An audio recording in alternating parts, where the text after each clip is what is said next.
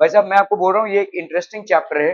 Mechanics में और physics में सारी चैप्टर्स ही इंटरेस्टिंग है, लेकिन आपको इंटरेस्ट नहीं है, लेकिन इसमें फिर भी आप इंटरेस्ट गैदर कर सकते हैं। इस चैप्टर का बेसिक रिक्वायरमेंट ये है कि आपको एक पैसे का रटना नहीं है, पूरा का पूरा स्टार्ट टू एंड समझना ही है। ठीक है, so if you are able to understand then you will be able to crack questions whether they belong to the board level or whether they belong to any competition level। तो इसमें सिर्फ समझने पे जोर देना है। इक्के दुक्के ऐसे चैप्टर्स हैं फिजिक्स में जहां पे थोड़ा बहुत आपको रटना भी पड़ता है, ठीक है, बट इस चैप्टर में एक पैसे का रटना नहीं है। ठीक है, you will actually comprehend, understand, and you will be able to solve as well. So make all your best attempts to pay attention to whatever is being taught and gather knowledge from whatever resources you have. Okay, so अभी effects of force ये तो आप भाई साहब 8th standard में पढ़ चुके हैं। किसी चीज के move a body or make a change in its direction of motion, ठीक है, स्टॉप और चेंज इट स्पीड। आपका एक फील्डर है, वो बॉल को कैच कर रहा है तो वो स्टॉप कर रहा है भाई साहब, फोर्स अप्लाई कर रहा है। ठीक है, make a body and change it shape, magnitude direction, it तो आपका भाई साहब फोर्स जो है उसका मैग्नीट्यूड भी होगा और भाई साहब उसका डायरेक्शन भी होगा। ओके, हमने वेक्टर किया हुआ है, सो आइडियली फोर्स को हम प्योरली एक वेक्टर की तरह ट्रीट करेंगे। Force is basically a vector. ठीक है, okay, find net force acting on the system. यहां पे भाई साहब एक सिस्टम दिया हुआ है आपको ए बी और सी के दरमियान। ठीक है, so net force acting on the system if the body was at rest। तो यहां पे भाई साहब body was at rest before the application of force, what will be its state because net force acting on it। ठीक है, तो body was at rest, ये body भाई साहब आपका रेस्ट पे था। ठीक है, तो आपका भाई साहब यहाँ पे कितना नेट फोर्स इस पे एक्ट कर रहा है। ठीक है, तो let's say this was the body, net force of 12 Newton is applied, 12 Newton is applied. तो आप देखो, समझ लो ये भाई साहब साहिल है और ये ऐसे किसी चीज को धक्का देते हुए जा रहा है और यहां तक इसको पहुंचना है, इस दीवार तक पहुंचना है। लेट्स से ये एक टेबल है, इस टेबल को ये धक्का दे रहा है 12 न्यूटन के फोर्स से and he has to reach straight in the wall. But भाई साहब वो स्मिथ आ गया, इसका दोस्त, ठीक है, ये इसको धक्का मार रहा है, he is basically pushing him to this direction.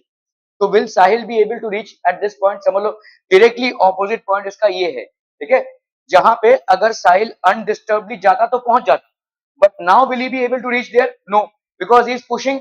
तो अगर वो उसको पुश कर रहा है तो साहिल वहां पे कहीं पे लैंड करेगा।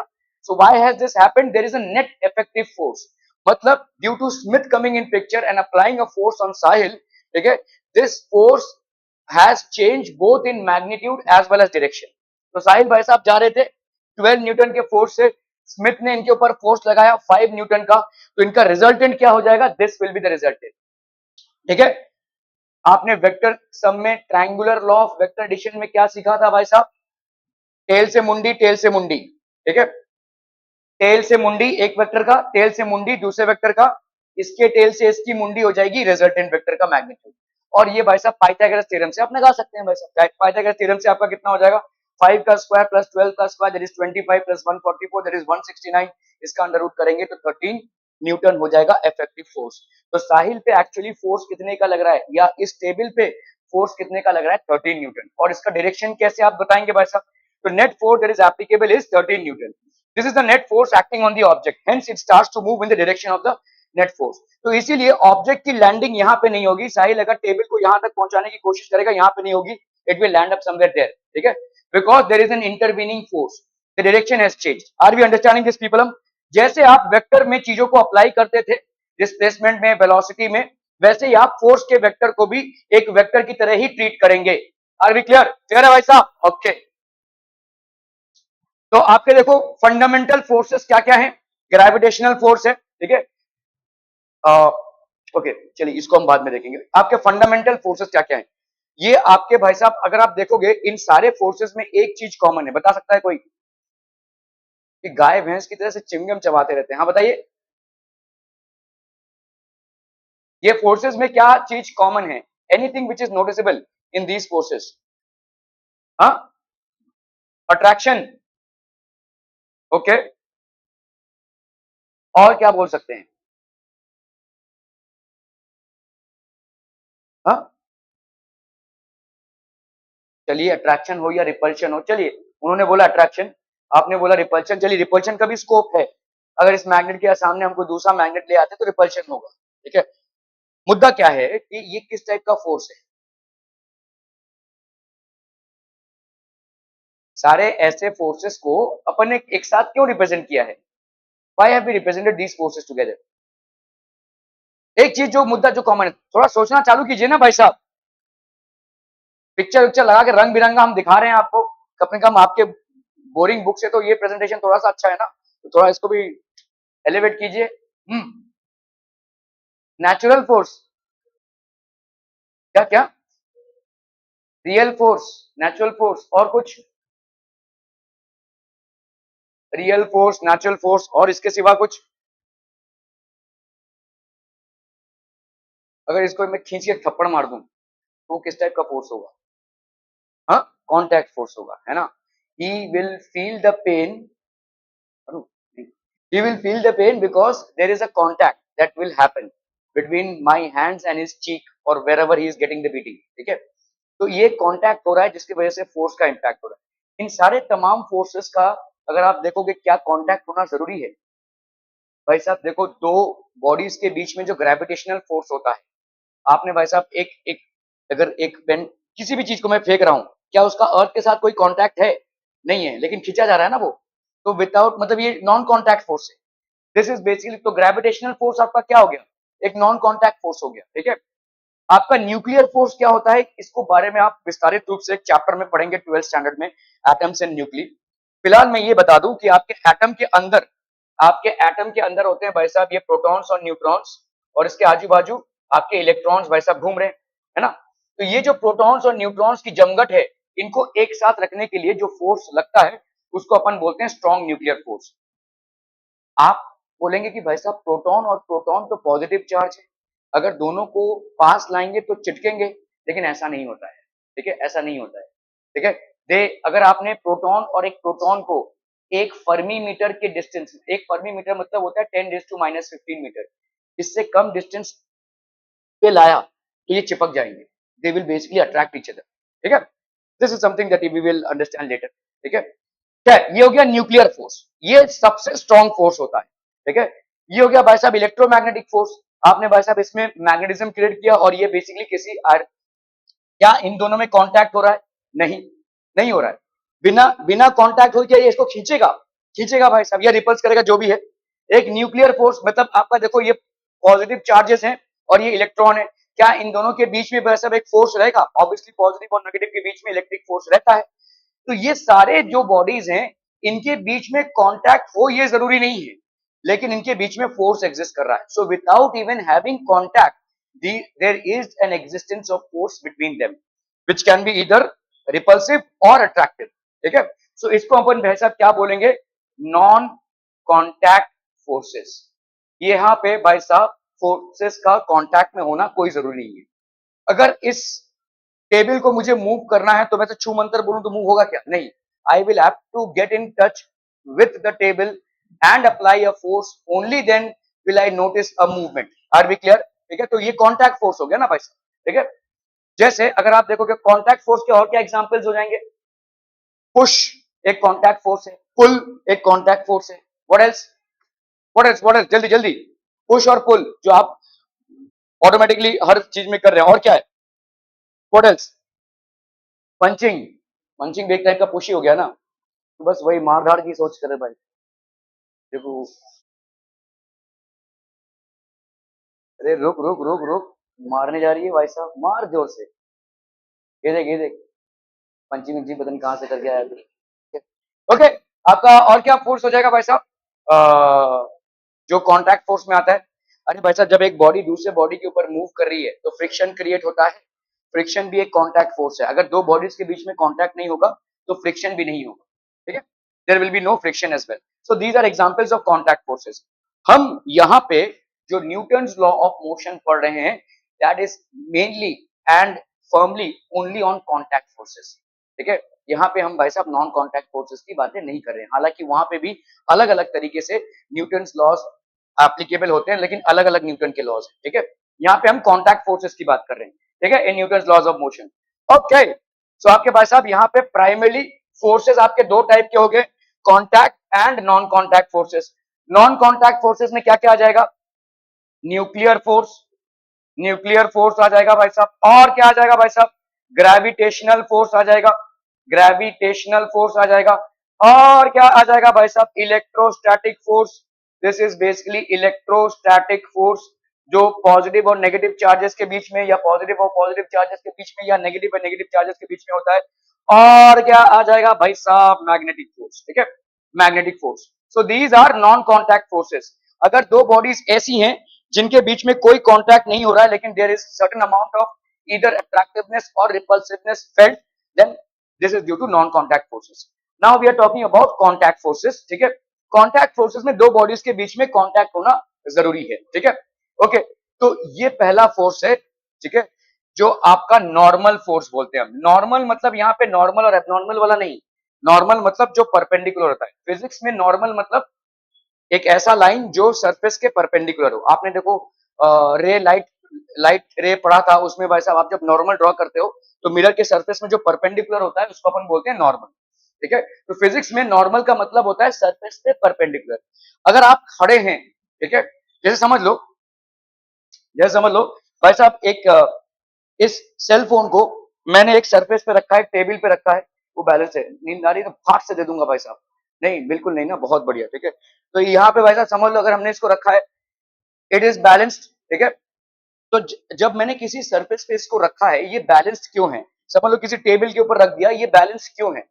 अभी समझो, अभी अगर ये नहीं समझ में आ रहा है कि ये बैलेंस क्यों है किसी हार्ड सरफेस पे और किसी, तो अगर मैंने समझ लो एक पेज उठाया, ये समझ लो एक पेज उठाया, अभी इस पेज को मैंने फिक्स कर दिया कैसे भी करके इन दोनों साइड में, इसके ऊपर अगर मैं इसको रखूं तो बैलेंस हो पाएगा? नहीं, ठप से गिर जाएगा। तो क्या डिफरेंस हो गया? क्या ही डिफरेंस हो गया भाई साहब, कि इस मोबाइल को या इस सेल फोन को या इस वेट को जब मैंने भाई साहब इन सरफेसेस के ऊपर रखा तो बड़े आराम से वो बैलेंस हो गया, और जब मैंने एक पेपर के ऊपर रखने की कोशिश की तो ठीक है नीचे चला गया। What happened, what changed? हाँ, मास नहीं, किसका मास चेंज हो गया? किसका मास चेंज हो गया? सेलफोन का? नहीं, सेलफोन का मास चेंज हुआ है क्या? नहीं। सेलफोन का वेट चेंज हुआ है क्या? नहीं। तो क्या चेंज हो गया? सरफेस का क्या चेंज हो गया? नहीं, सरफेस का कुछ नहीं चेंज हुआ है, वॉल्यूम वॉल्यूम नहीं। देखो, जब भी हम किसी सरफेस पे किसी वेट को रखते हैं, उस सरफेस का एक नॉर्मल रिएक्शन ऊपर की तरफ लगता है। ठीक है, समझ में आ रहा है? ये एक, ये आप बोलेंगे ये कहां से, ये तो हमको नहीं मालूम भाई साहब।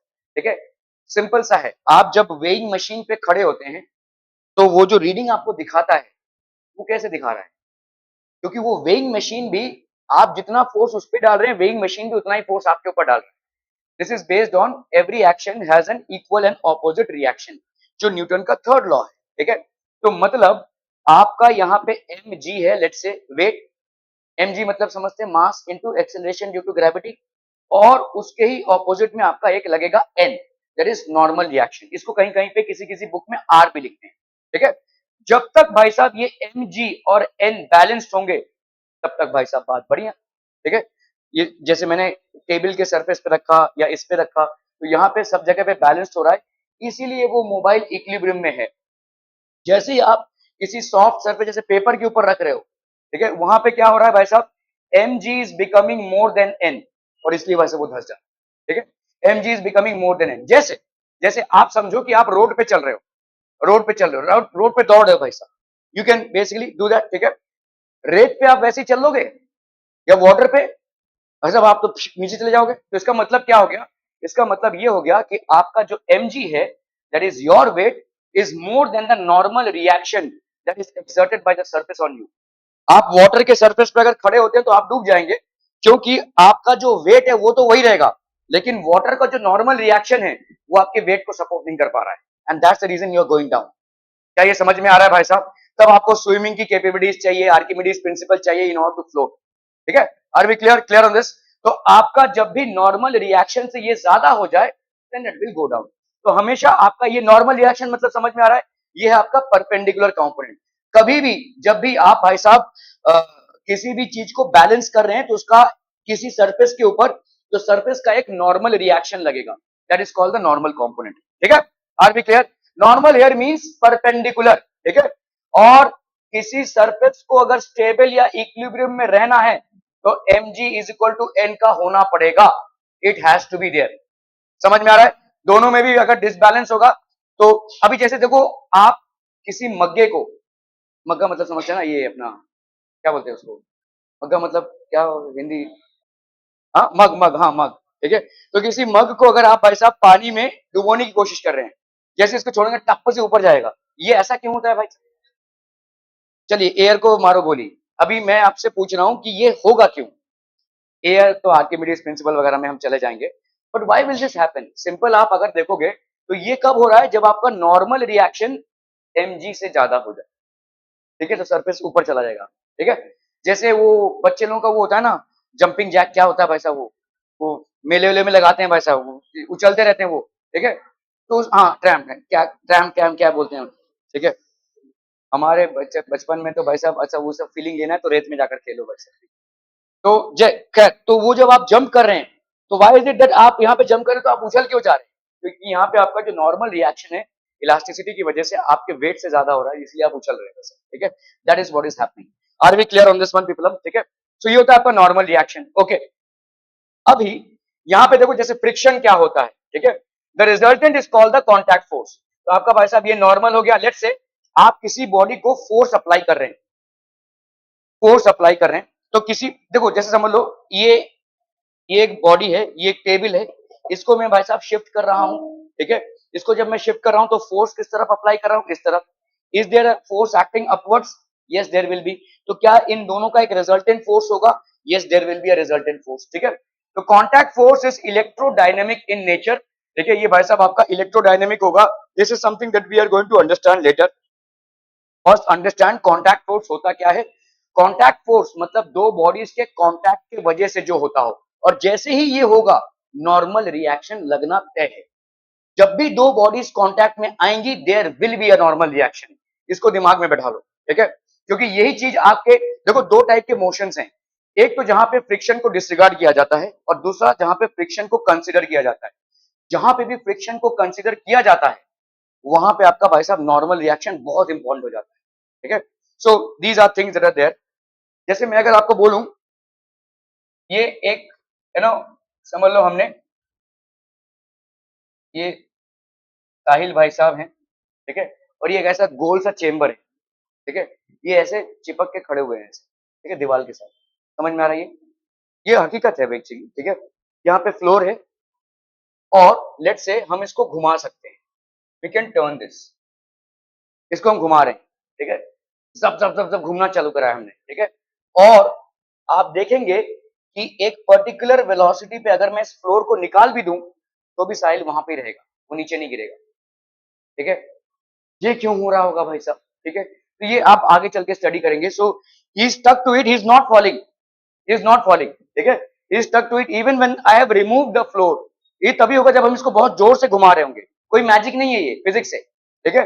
वो कुछ कुछ गेम्स होते हैं ना आपके, मतलब मेले वेले में, मौत का कुआं भाई साहब, वो भाई साहब वो चलाते रहते हैं अपना बाइक, ठीक है। तो ये सब फिजिक्स है, ठीक है।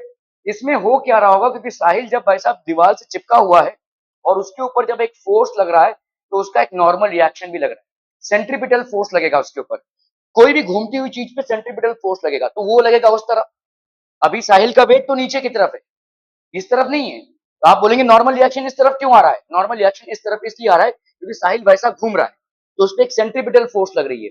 सेंट्रीपिटल फोर्स है बाहर की तरफ, तो आपका भाई साहब नॉर्मल रिएक्शन क्या होगा? अंदर की तरफ होगा, और इसी नॉर्मल रिएक्शन पे उस पर फ्रिक्शन लग जाएगा। साहिल को भाई साहब फ्रिक्शन अपने पोजीशन पे रखेगा। In spite of the floor moving beneath his feet, he will still be able to sustain himself in this motion। ये सब चीजें हम बाद में पढ़ेंगे, बट आपको जस्ट आइडिया दे रहा हूं कि नॉर्मल रिएक्शन से क्या क्या कमाल हो सकता है, ठीक है। ओके, सो आपका देखो यहाँ पे हो गया पैरेलल कंपोनेंट। तो जैसे अगर आप देखोगे यहाँ पे आपने एक्सटर्नल फोर्स लगाया, इसको खींच रहे हैं, तो फ्रिक्शन किस तरफ लगेगा भाई साहब? इस तरफ, इसके ऑपोजिशन में लगेगा, ठीक है। So these are normal reaction and friction. तो आपके नॉर्मल रिएक्शन को समझ पा रहे हैं आप? नॉर्मल रिएक्शन और आपका फ्रिक्शन हमेशा आप जो फोर्स लगा रहे हैं उसके ऑपोजिट डायरेक्शन में एक्ट करेगा। नॉर्मल रिएक्शन सरफेस के नॉर्मल पे होगा, नॉर्मल रिएक्शन सरफेस के नॉर्मल, दो चीजें हैं जो सरफेस उनका होगा, उस सरफेस के नॉर्मल पे होगा 90 डिग्री पे। और फ्रिक्शन हमेशा opposite in direction to the applied force होगा। अगर आप इस तरफ खींच रहे होंगे तो फ्रिक्शन इस तरफ लगेगा, अगर आप इस तरफ से बॉडी को खींच रहे होंगे तो फ्रिक्शन इस तरफ लगेगा।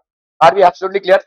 अगर कोई बॉडी मतलब दीवार से सरकते हुए नीचे गिर रही होगी, समझ लीजिए, समझ लो पानी का ड्रॉपलेट है, वो दीवार से सरकते हुए नीचे गिर रहा है, तो उसमें फ्रिक्शन किस तरफ लगेगा, उस तरफ, ऊपर की तरफ। ठीक है, क्लियर है, आर वी क्लियर। अगर कोई चींटी ऊपर चढ़ रही होगी, ठीक है, दीवार पे, तो उसमें फ्रिक्शन किस तरफ लगेगा, नीचे की तरफ।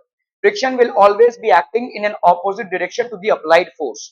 आर वी क्लियर, बहुत बढ़िया भाई साहब। ओके, तो standard forces in physics, when we put a book on the table the weight of the book acts downwards. तो आपका भाई साहब वेट ऑफ द बुक किधर एक्ट कर रहा है, डाउनवर्ड एक्ट कर रहा है, mg, ठीक है, acts downward due to gravitational acceleration. To balance this force, the opposite force that acts on this book is known as the normal force. इसी को अपन क्या बोलेंगे भाई साहब, नॉर्मल फोर्स। नॉर्मल नाम नॉर्मल या एबनॉर्मल से नहीं आ रहा है, नॉर्मल नाम आ रहा है कि ये इस पे परपेंडिकुलर होगा, परपेंडिकुलर। साइंस में या फिजिक्स में प्रिसाइसली नॉर्मल मींस परपेंडिकुलर, ठीक है, so that is called the normal force. Are we clear on this one. तो सरफेसेस इन कांटेक्ट पे, दो सरफेसेस कांटेक्ट में हैं, तो उनपे जो परपेंडिकुलर फोर्स लगता है उसको अपन क्या बोलते हैं, normal force. Are we clear on this one people, समझ में आता, बहुत बढ़िया हम भाई साहब। ठीक है, आप अभी बैठे हैं, तो will there be a normal force acting on him till the time is in equilibrium, ये इक्विलिब्रियम में है भाई साहब। ठीक है, तो नॉर्मल फोर्स, अगर समझ लीजिए किसी टूटे हुए बेंच पे साहिल बैठने गया और वो धप से नीचे गिर गया, सो व्हाट हैज हैपेंड। कभी होता है ना भाई साहब, ऐसा कोई चेयर पे बैठने गया जो टूटा हुआ था पहले से और नीचे गिर गया इंसान, ठीक है, तो हुआ क्या, व्हाट हैज हैपेंड, नॉर्मल जो रिएक्शन है that was falling short of his weight. ठीक है, तो normal reaction was lesser than mg, normal reaction was, तो इसलिए भाई साहब वो नीचे गिर गया। जिस प्रिंसिपल से आपका मोबाइल जब हम पेपर पे प्लेस करने जा रहे हैं वो गिर जा रहा है, वैसे ये भी गिर जाएगा। जैसे आप बीन बैग्स में बैठने की कोशिश कर रहे हो, सबसे अंदर गिर जाओगे, है ना, जो बीन बैग्स होते हैं ना भाई साहब, अरे का दो ठीक है, सो ये, या बहुत आपके जो ऐसे सोफा सेट्स होते हैं जिसमें काफी सारे स्प्रिंग्स वगैरह लगे होंगे, तो आप नीचे धंस जाएंगे। ठीक है, okay okay okay. Frictional force भाई साहब क्या होगा, जब भी आप समझ लो, देखो अभी ये आपका कोई बॉडी है, जिसमें आप फोर्स इस तरफ लगा रहे हो, तो फ्रिक्शनल फोर्स किस तरफ लगेगा, ऑपोजिट डायरेक्शन में। भाई साहब ये अगर आपका वेट है तो नॉर्मल किस तरफ लगेगा, नॉर्मल, ठीक है, ऊपर की तरफ नॉर्मल लगेगा। acts only when there is a motion or tendency of motion between the bodies। ठीक है, फ्रिक्शनल फोर्स भाई साहब तभी लगेगा when there is a motion or tendency of motion। अभी अगर मैं बोलूं आपको कि एक बॉडी जो है, जैसे समझ लो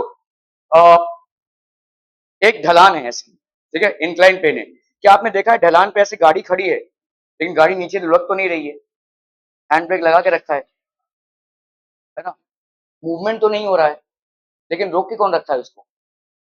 ऐसा इंक्लाइन प्लेन है, ऐसे इंक्लाइन प्लेन है, इस पे समझ लो गाड़ी पार्क है, बहुत सारे पार्किंग एरियाज में आपको दिखेगा, गाड़ी पार्क करके हैंड ब्रेक पे लगा दिया भाई साहब, गाड़ी गाड़ी लुढ़क नहीं रही है, चक्के हैं सब कुछ है लेकिन लुढ़क नहीं रही है, तो ये किस वजह से हो रहा होगा, हैंड ब्रेक की वजह से। ओके, हैंड ब्रेक की वजह से क्या हो रहा होगा, व्हाट इज हैपनिंग, हाँ, व्हील रोटेट नहीं हो रहा है, और व्हील क्यों नहीं रोटेट हो रहा है, हाँ,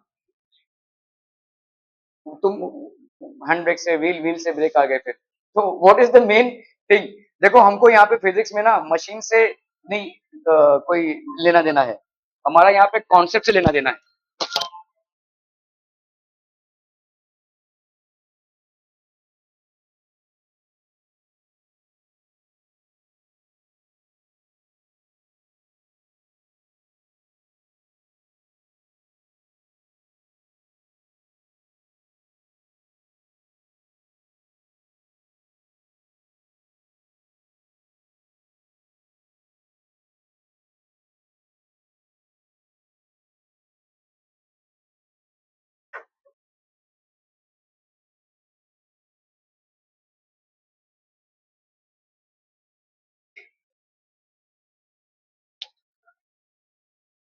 ओके, मैं जो बोल रहा था आपको कि भाई साहब यहाँ पे समझ लो हैंड ब्रेक लगाकर आपने किसी गाड़ी को रख दिया है, यहाँ पे आपने देखा रहेगा बहुत जगह पे इंक्लाइंड पार्किंग रहती है, लेकिन गाड़ियां तो खड़ी हुई है, लुढ़क नहीं रही हैं, लुढ़क नहीं रही हैं, तो उसमें भाई साहब ब्रेक्स का अरेंजमेंट ऐसा किया गया है, ये ब्रेक हो गया, ये गाड़ी हो गई, इसका फंडामेंटल चीज क्या है जो एक्ट कर रहा है, व्हाट इज, अच्छा जब आप चलिए, जब आप गाड़ी पे ऐसे नॉर्मल रोड में गाड़ी जा रही है और उसमें जब आप ब्रेक लगा रहे हैं, चलो गाड़ी उड़ी छोड़ दो, साइकिल तो देखा होगा आपने, साइकिल पे जब आप ब्रेक लगाते हैं तो क्या होता है, आए ना भाई साहब पॉइंट पे। तो मुद्दे की बात यहाँ पे है फ्रिक्शन, ठीक है।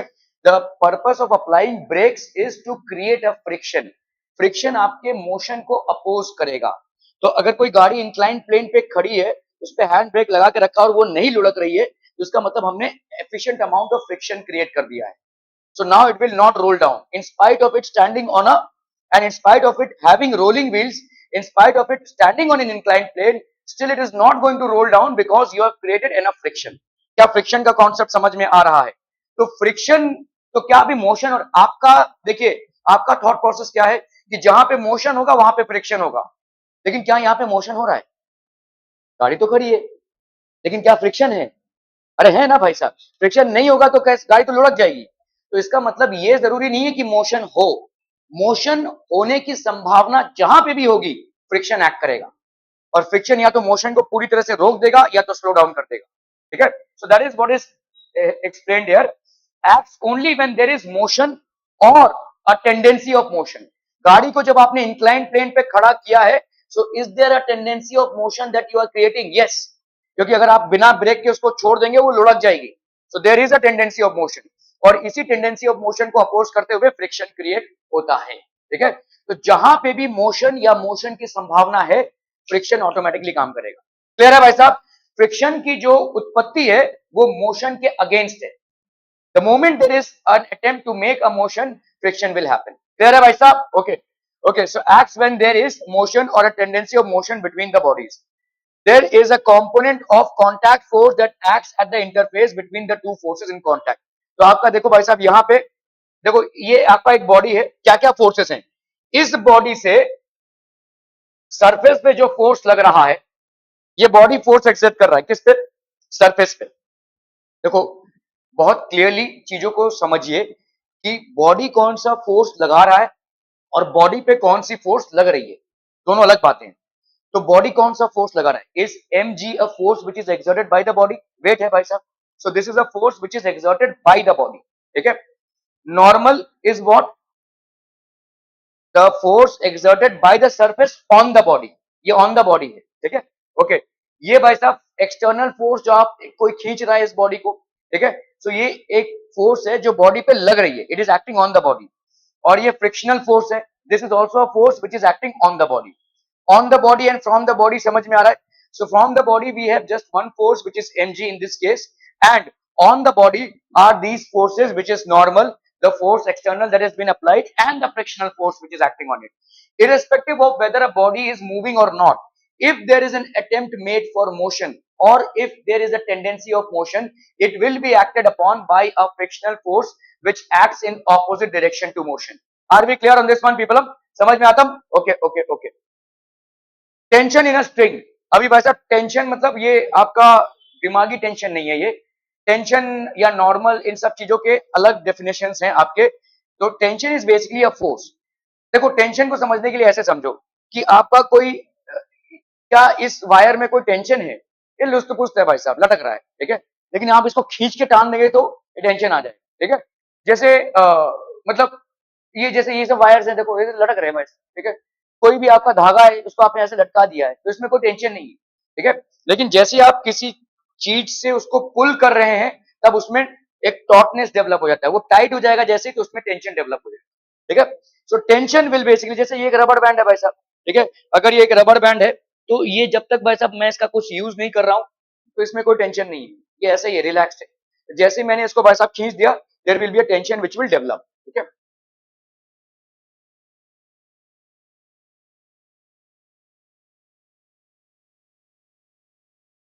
Thank you.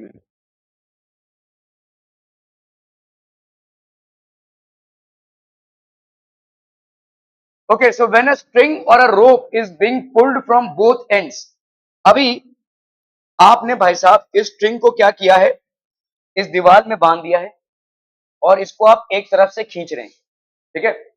यहाँ पे डेफिनेशन क्या है भाई साहब? When a string or a rope is being pulled from both ends, दोनों तरफ से पुल हो रहा है क्या? क्या दोनों तरफ से पुल हो रहा है? टेंशन कैसे डेवलप होगा फिर? तो आंसर इज यस, दोनों तरफ से पुल हो रहा है। कैसे? जब आप यहां से पुल कर रहे हो तो स्ट्रिंग के अंदर स्ट्रिंग भी आपको पुल करेगा, ठीक है। देयर इज एन, तो ये आपका किस थियरी से आ रहा है? न्यूटन के थर्ड लॉ से आ रहा है, every action has an equal and opposite reaction. इस चीज को समझने के लिए ऐसे समझो, यहाँ पे समझ लो आपका टग ऑफ वॉर हो रहा है। टग ऑफ वॉर तो देखा होगा आपने, है ना? तो यहाँ पे भाई साहब एक टीम है, यहाँ पे भाई साहब लोग हैं, और यहाँ पे भाई साहब लोग हैं, ठीक है? दोनों भी रस्सी को खींच रहे हैं, ठीक है? दोनों भी रस्सी को खींच रहे हैं। इधर की टीम ए है, इधर की टीम बी है, भाई साहब दोनों भी रस्सी को खींच रहे हैं। ये इस तरफ रस्सी को खींच रहा है, ये भाई साहब इस तरफ रस्सी को खींच रहा है। अगर अचानक मिलने सबने रस्सी छोड़ दिया तो क्या होगा? ये सब भाई साहब धड़ाम से इधर गिरेंगे। क्यों? ऐसा क्यों होगा? नहीं, ऐसा क्यों होगा? इसको इसको फिजिक्स के टर्म्स में समझाइए, ऐसा क्यों होगा? हाँ, व्हाई विल दिस हैपन? ज्यादा कम नहीं, मेरे को सिर्फ इतना समझाओ कि ये डिसबैलेंस होकर गिर क्यों जाएंगे धड़ाम। अगर ऐसे अचानक से छोड़ दिया सबने, ये तीन लोगों ने बचा अचानक से छोड़ दिया रस्सी, वो वाली टीम गिर जाएगी धड़ाम से, है ना? क्यों गिरेगी? हाँ, ओके, फोर्स लगना बंद हो जाएगा तो, फोर्स लगना बंद हो जाएगा तो, हाँ,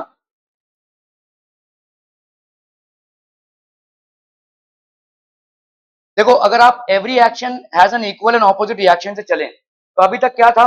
समझ लो ये जो आपका मिड पॉइंट है ये नहीं हिल रहा है, तो इसका मतलब क्या है? कि इसका फोर्स और इसका फोर्स बराबर है ना? Every action has an equal and opposite reaction, तो ये मिड पॉइंट भाई साहब अपनी जगह से नहीं हिल रहा है, कोई भी जीत नहीं रहा। जैसे ही आपने इस पूरे फोर्स को गायब कर दिया तो क्या हुआ? एक ही फोर्स बचा, और इसकी वजह से वो भाई साहब गिर जाएगा, ठीक है? तो जब भी आप किसी रस्सी को खींचते हैं, ठीक है, जैसे आपके टग ऑफ वॉर में दोनों तरफ से वो रस्सी टाइट हुआ है, मतलब दोनों तरफ से टीम्स खींच रही हैं, तो ऐसा ही कुछ होता है जब आप किसी रस्सी को खींचते हैं। तो आप सोच रहे हैं कि भाई साहब सिर्फ खिंचाव यहां से ही हो रहा है, नहीं, खिंचाव इस सरफेस से भी हो रहा है, ठीक है? खिंचाव इस सरफेस से भी हो रहा है, इसलिए रस्सी में एक चीज डेवलप होती है जिसको हम बोलते हैं टेंशन। अभी ये टेंशन बेसिकली कुछ नहीं है, फोर्स है। इस चीज को ऐसे समझो कि अगर आप टेंशन को भाई साहब समझ लो, आप इधर से देख रहे हो, ठीक है, मतलब आप इसकी जगह पे हो, इस बंदे की जगह पे हो, तो आपका टेंशन किस तरफ है? उस तरफ। समझ में आ रहा है? टेंशन उस तरफ है। अगर आप इस दीवार से इसको देख रहे हो, तो आपका टेंशन किस तरफ है? इस तरफ है। इसलिए आप देखोगे अलग अलग बॉडीज पे टेंशन को हम अलग अलग तरीके से, हम एक चीज समझेंगे जिसको अपन बोलते हैं फ्री बॉडी डायग्राम, एफबीडी बोलते हैं, इसको बनाना सीखेंगे हम। और इस फ्री बॉडी डायग्राम के तहत हम सीखेंगे कि कैसे टेंशन के दो डायमेंशन होते हैं, ठीक है? दो डायमेंशन। तो आप टेंशन को ऐसे समझ लो कि एक मक्खी इसके नाक पे बैठी हुई है। अगर ये मक्खी नाक इसके नाक पे बैठी हुई है तो इसके लिए टेंशन किस तरफ है? इस तरफ है, ठीक है? उसी मक्खी को उड़ाकर हमने भाई साहब इधर बैठा दिया, ठीक है, तो इसके लिए टेंशन किस तरफ है? इस तरफ है। ये इसको खींच रहा है, इस मक्खी को ये खींच रहा है, तो इसके लिए टेंशन इस तरफ। और इसी मक्खी को जब इधर बैठाएंगे तो ये इसको खींच रहा है, as it happens in a tug of war. समझ में आ रहा है भाई साहब? Okay, so tension is always pulling in nature, तो इसको अपन बोलते हैं टेंसाइल फोर्स और टेंशन। ये तो हो गया ऐसा वाला। ओके, जैसे समझ लो अगर मैं ऐसा वाला दिखा तो समझ लो यहां पे मैंने एक पेंडुलम लटका दिया, ठीक है? क्या इसमें टेंशन डेवलप होगा? जब तक इसको खुला छोड़ देंगे कुछ नहीं होगा, लेकिन जैसे ही मैंने पेंडुलम लटका दिया तो क्या इसमें टेंशन डेवलप होगा? ओके, तो टेंशन डेवलप होगा कैसा? अभी मक्खी को इधर बैठाओ, मक्खी अगर इधर बैठेगी तो टेंशन उसको किस तरफ दिखेगा? इस तरफ, ठीक है? और उसी मक्खी को इधर बैठाओ तो टेंशन उसको किस तरफ दिखेगा? इस तरफ। इस मक्खी को लगेगा कि ये इसको खींच रहा है, तो टेंशन इसका इस तरफ। इस मक्खी को लगेगा कि भाई साहब ये ऊपर वाला सीलिंग इसको खींच रहा है, तो ये टेंशन इस तरफ। So that is the reason आप अक्सर डायग्राम्स में दो टीज देखोगे, लेकिन दो टीज अलग अलग बॉडीज पे हैं, ठीक है? इस वाले बॉडी पे ऊपर सीलिंग में टेंशन टी लग रहा है, और इस वाले बॉब पे टेंशन टी लग रहा है। They are acting on different bodies, please have a very clear conception. आप बोलेंगे टी और टी कैंसिल भाई साहब, नहीं ऐसा नहीं होगा, क्योंकि दोनों अलग अलग बॉडीज पे लग रही हैं। They are acting on different bodies, ठीक है? Acting forces acting on different bodies का मैं एक एग्जांपल दे रहा हूं। जैसे मैं अगर पूरे दिन तक इस दीवार को पुश करता रहूं, चाहे दीवार इंच भर भी हिलने वाली है नहीं, ठीक है? Because it is beyond my human capacity to actually break the wall or maybe push it, okay? So what will happen? I will get tired and exhausted. Now why will I get tired and exhausted if I have not done any kind of work? So the answer here is, when I am exerting a force on it, am I in equilibrium? मैं क्या गिर रहा हूं, धरती के नीचे चले जा रहा हूं? नहीं। तो जब तक मैं फोर्स इस पे लगा रहा हूं, इस वॉल पे, तो equal and opposite reaction, wall भी मेरे ऊपर एक फोर्स लगाएगा। So wall is doing a work on me, ठीक है, जिसके लिए मैं एग्जॉस्टेड हो जाऊंगा। After some time I will feel exhausted, ठीक है? ओके, सो इसी तरह से आपका when a string is assumed to be, it always acts from the tied ends. तो आपका भाई साहब किसी भी स्ट्रिंग में आपका टेंशन ऐसे एक्ट होगा ही, ठीक है। तो आपका कंफ्यूज मत होइएगा, आपके किसी टॉट या टाइट स्ट्रिंग में अगर दो डायरेक्शंस में टेंशन का रिप्रेजेंटेशन मिले तो उसमें कंफ्यूज मत होइएगा। एक टेंशन हो रहा है एक एंड पे, इस वाले एंड पे, और एक टेंशन हो रहा है इस वाले एंड पे। दो मक्खियों को बैठा दो, अगर ये वाला मक्खी इधर बैठेगा तो इसको टेंशन इस तरफ दिखेगा, ये वाला मक्खी इधर बैठेगा तो इसको टेंशन इस तरफ दिखेगा, ठीक है। That is the reason. But ये एक दूसरे को कैंसिल आउट नहीं करेंगे, they will not cancel out each other, ठीक है। क्लियर है? Okay. When a string is assumed to be ideal, ideal string basically होता नहीं है। अभी ये थोड़ा सा, जैसे आपके कोई भी स्ट्रिंग में ना स्ट्रेच होगा, थोड़ा बहुत स्ट्रेचेबिलिटी होगी। मैकेनिकल प्रॉपर्टीज ऑफ सॉलिड्स आपने पढ़ा है ना? तुमने पढ़ा है शायद, नहीं? किसी ने नहीं पढ़ा है? यंग्स मॉडुलस वगैरह नहीं पढ़ा है? स्ट्रेस स्ट्रेन नहीं पढ़ा है? स्ट्रेस स्ट्रेन नहीं पढ़ा है, ओके। ये नहीं पढ़ा है आपने यंग्स मॉडुलस? ओके। तो आपका देखोगे कोई भी बॉडी का आपका स्ट्रेचिंग होता है, ठीक है। मतलब जो भी, देखो आप बोलेंगे रबर बैंड में हमने स्ट्रेचिंग देखा है, स्ट्रिंग में भी स्ट्रेचिंग होगा क्या? हाँ होगा। Answer is yes. तो अगर हम मान लेते हैं कि कोई स्ट्रेचिंग नहीं हो रही है, उसी को हम आइडियल स्ट्रिंग बोलते हैं। Let's say there is no stretching, बहुत कम सी स्ट्रेचिंग होगी तो हम उसको इग्नोर कर सकते हैं। The mass is zero. अभी भाई साहब स्ट्रिंग के मास को हम जनरली क्या मान लेते हैं? जीरो, ठीक है। तो आप देख लो भाई साहब, आपके जो कंपटीशन के सवाल होते हैं ना, वो आपके एजम्पशंस पे लोग घूम जाते हैं। इसको भाई साहब आइडियल स्ट्रिंग नहीं मानेंगे, वो बोलेंगे इसका एक मास होगा, ठीक है। या बोलेंगे कि भाई साहब इसमें थोड़ा बहुत स्ट्रेचिंग होगा, ठीक है। तो आइडियल स्ट्रिंग जो होता है जिसमें आप टेंशन को अप्लाई करते हैं, वो आपका मासलेस अनस्ट्रेचेबल स्ट्रिंग होता है, ठीक है। आइडियल स्ट्रिंग जिसमें हम सवाल करते हैं, आप पहले तो भाई साहब आइडियल स्ट्रिंग को समझ जाइए। तो ideal string is basically massless, this is massless and unstretchable, ठीक है। ये भाई साहब आपका इनस्ट्रेचेबल स्ट्रिंग होगा, इसका कोई खुद का मास नहीं होगा और इसको अपन स्ट्रेच भी नहीं कर पाएंगे, that is called an ideal string. और इसमें एक टेंशन डेवलप होगी। So when a string is unstretched we say it is slack. Slack मतलब लुस्त पुस्त है भाई साहब, ठीक है। आपने यहाँ पे रबर बैंड को रख दिया, ये लुस्त पुस्त है भाई साहब, इसमें कोई टेंशन नहीं है, ठीक है। We say it is slack and when it is stretched we say it is taut. Taut मतलब टाइट हो गया ये, ठीक है। टाइट इसलिए हुआ क्योंकि उसने आपने फोर्स अप्लाई किया है, वरना ये लुस्त पुस्त पड़ा था भाई साहब। तो स्ट्रिंग इज स्लैक, ठीक है। स्लैक एंड स्ट्रिंग हम बोल रहे हैं, ठीक है। Are we clear on this one people? Okay okay okay. When two bodies are in contact with each other, they experience a force which is known as contact force. जब दो bodies भाई साहब आपस में क्या होती हैं? In contact with each other होती हैं, तो they experience a force which is known as contact force, ठीक है। तो जब दो bodies के बीच में भाई साहब कांटेक्ट होता है, ठीक है, they experience a force which is known as contact force. This force occurs due to the interaction of particles of the bodies with each other, ठीक है। ये फोर्स क्यों होता है? क्योंकि बीच में इंटरैक्शन हो रहा है, interaction of the particles with each other. अभी जैसे समझो आपने अगर देखा रहेगा आपके घरों में कोई बहुत पुराना सा लोहे का बक्सा होगा, अगर बक्सा मतलब बॉक्स, ठीक है। हमारी लैंग्वेज थोड़ी इल्टी सीधी है ना, समझ में नहीं आती। तो उसके ऊपर अगर आपने कोई लोहे का बक्सा रखा होगा, कोई बड़ा बक्सा है जो पहले के जमाने में यूज होता था, देखो जो मिलिट्री वाले यूज करते थे, ठीक है, स्ट्रॉन्ग वाले जो होते थे, उसके ऊपर अगर कोई बक्सा होगा तो आप जब इस बक्से को हटाएंगे, बहुत दिनों से अगर रखा रहेगा तो आपको दिखेगा कि उसका एक मार्क सा बन गया है, ठीक है। You will see a mark that has happened. और ये क्यों होगा? क्योंकि बहुत दिनों से भाई साहब इन पार्टिकल्स का इंटरेक्शन हो रहा है, ऊपर वाले बक्से का और नीचे वाले बक्से का बहुत दिनों से इंटरेक्शन हो रहा है, इसलिए उसका एक मार्क रह गया है उसको। You will generally notice this, ठीक है। ओके। जनरली आपके मेटल्स में ये देखने को मिलता है।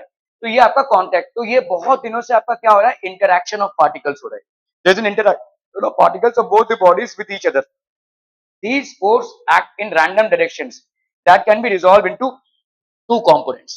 तो हम हर फोर्स को या हर वेक्टर को दो कंपोनेंट्स में रिजॉल्व कर सकते हैं, x component and y component. We can resolve all vectors into x and y components, ठीक है।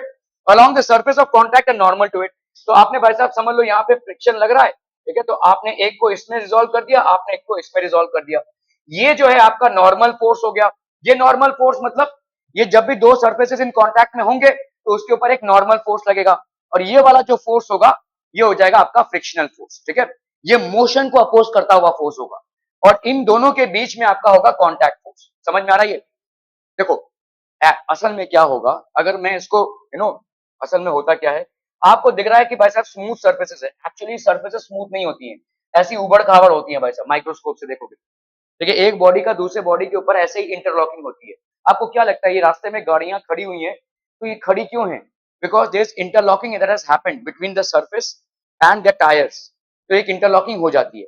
तो इसमें समझ लो भाई साहब, यहाँ पे एक इंटरलॉकिंग है और इसमें ये कॉन्टैक्ट फोर्स लग रहा है इन दोनों के बीच में। तो इस कॉन्टैक्ट फोर्स का ये वाला जो कंपोनेंट है उसको अपन बोलेंगे नॉर्मल, और ये वाला जो कंपोनेंट है सॉरी वो हो जाएगा फ्रिक्शनल। इसको नोट कीजिए जरा फटाफट, इंपॉर्टेंट है।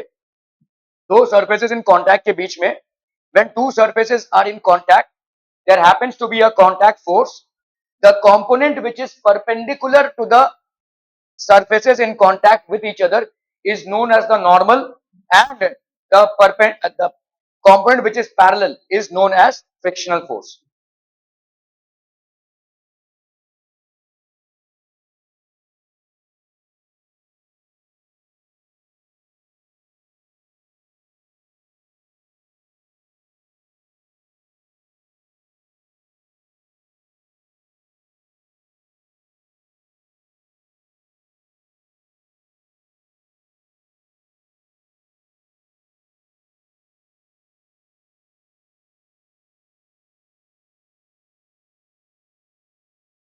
आपने अगर ये नॉर्मल फोर्स क्या होता है, फ्रिक्शनल फोर्स क्या होता है और फ्री बॉडी डायग्राम, ये तीन चीजों को समझ लिया तो आधी से ज्यादा मैकेनिक्स आपने समझ ली है।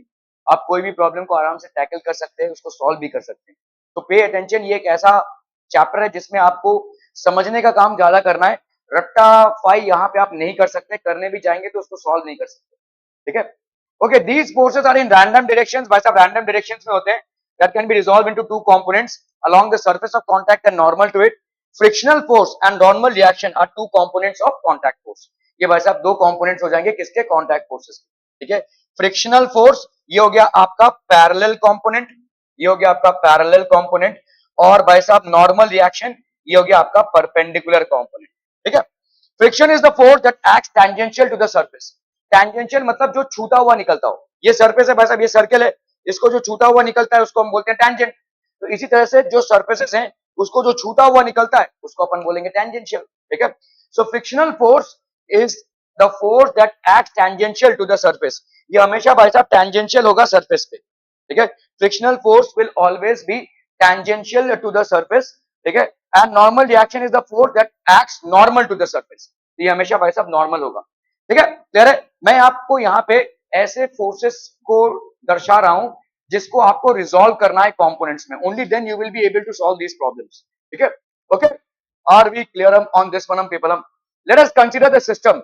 अभी समझ लो ये वेज है, वेज मतलब ऐसा इंक्लाइन पे। ठीक है, तो अगर मैंने कोई भी चीज को यहाँ पे रखा, ये लुढ़केगा, तो इसको कौन खींच रहा है? ठीक है, ओके। सो लेट्स अंडरस्टैंड, यहाँ पे आपने देखा कि नॉर्मल फोर्स, तो लेट्स से ये एंगल थीटा हो गया, तो नॉर्मल फोर्स क्या होगा? नॉर्मल फोर्स हमेशा सरफेस के परपेंडिकुलर होगा। मतलब ये वाला हो गया आपका नॉर्मल फोर्स, ये सरफेस के परपेंडिकुलर होगा।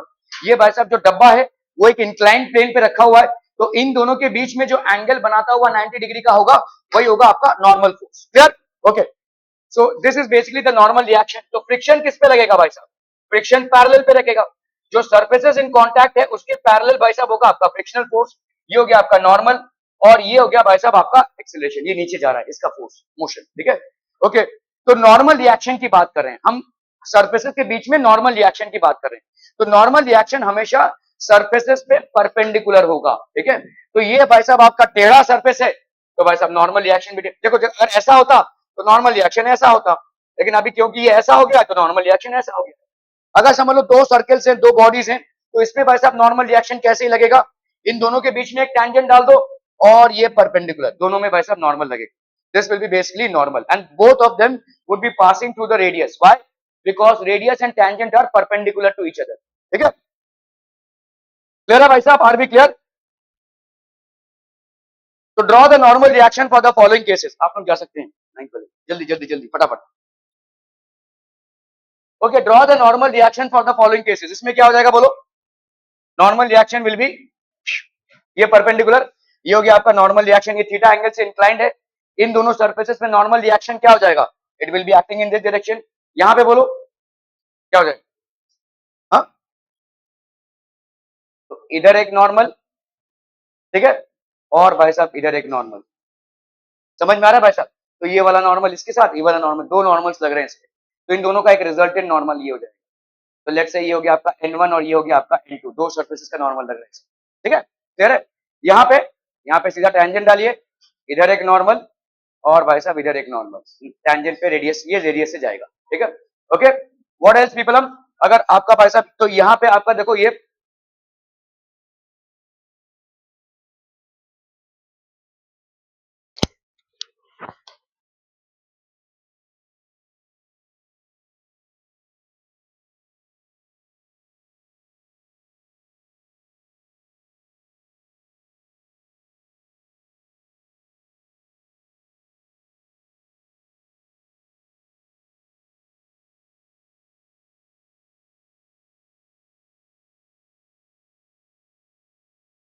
ठीक है, समझ में आता हूँ, ठीक है। तो ये आपका यहाँ से एक नॉर्मल होगा और यहाँ से एक नॉर्मल होगा, and this is how the cases will be, clear है। ओके, आज यहीं तक रखते हैं, over to another physics lecture. Thank you so much for your most